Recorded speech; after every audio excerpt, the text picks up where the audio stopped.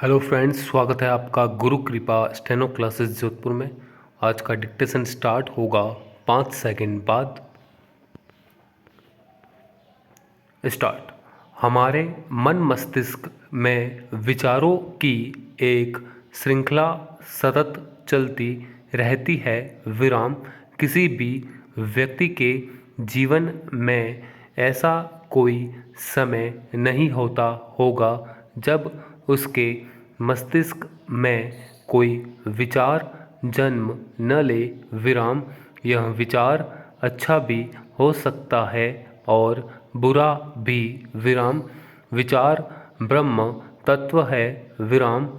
किसी व्यक्ति के मस्तिष्क में जब कोई विचार जन्म लेता है तब वही विचार कई अन्य व्यक्तियों के मस्तिष्क में भी जन्म लेता है। विराम। विचारों का यह प्रवाह यहाँ से वहाँ सतत तब तक चलता रहता है जब तक कि वह कार्य रूप में परिणत नहीं हो जाता या उसका निष्पादन नहीं हो जाता। विराम। आत्मा की तरह ही विचार भी अमर है। विराम। पैरा। हमारे मस्तिष्क में किसी प्रकार का कोई विचार आया और हमने उसे आकार नहीं दिया या कार्य रूप में परिणत नहीं किया तो निश्चित मानिए वही विचार अपने निष्पादन के लिए किसी अन्य के मस्तिष्क का द्वार खटखटाएगा। विराम। दुनिया के सभी आविष्कारों का मूल कोई विचार ही तो रहा है। विराम। पैरा।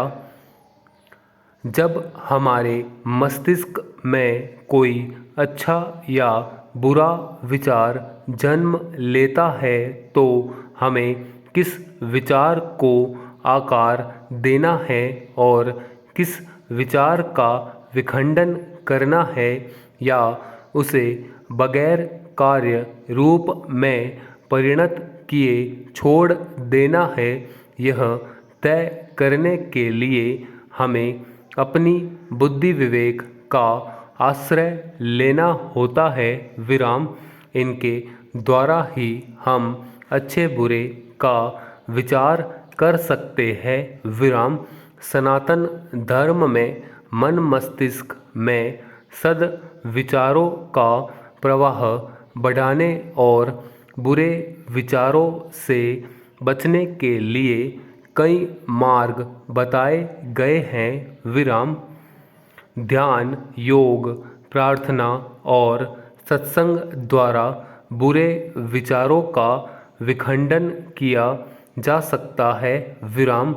मंदिरों या घरों में आरती पूजन के समय घंटी इसीलिए बजाई जाती है कि उसकी मधुर ध्वनि के कंपन या तरंग द्वारा हमारे मस्तिष्क के बुरे विचारों का विखंडन हो जाए और हम अपना ध्यान केंद्रित कर सके, ईश्वर से तादात्म्य में स्थापित कर सके। विराम। ध्यान योग द्वारा हम विचार शून्य हो सकते हैं। स्टॉप।